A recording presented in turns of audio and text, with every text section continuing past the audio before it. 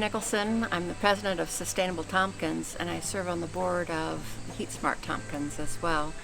I've been working on energy and climate issues for a couple decades now, really, and founded the Finger Lakes Climate Fund, which is our local carbon offset fund, and we're partnering right now with HeatSmart Tompkins on a special grant program for low-income people to help them get onto heat pumps as well.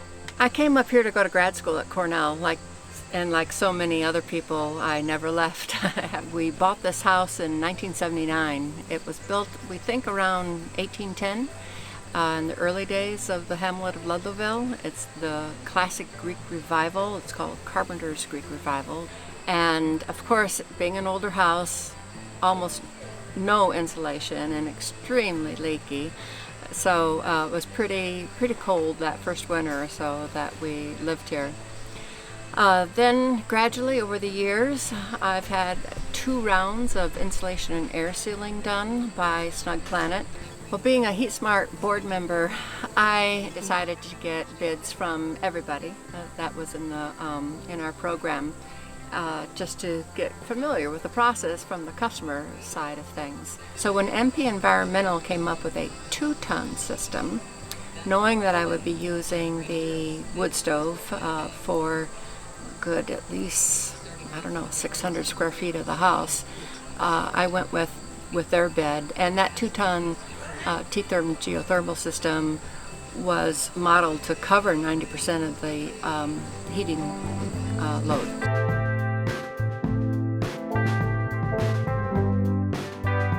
So we put the geothermal system in the exact same spot that the fuel oil furnace had been. So that made it quite easy to set it down in the same spot. We did a vertical well out front, about 400 feet deep, for the 2-ton system. And it comes in through an old, probably coal chute, and to the compressor system and into my existing ductwork. That then we did some even more extra insulation and added one more run up to my office upstairs. I had them put in a whole house humidifier so that I could be more comfortable in the winter time, which I'm really glad I made that choice to add that in. And it's all hooked up to ecobee smart thermostat that I control from the kitchen. And again, it's just so simple to go to the menu and go heat or off or cool. It's just very easy to go back and forth with a heat pump system.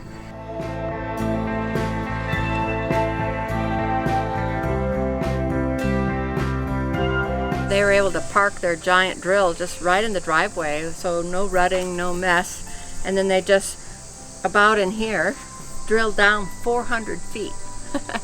And put in all the pipe and then the antifreeze fluid that goes through this loop.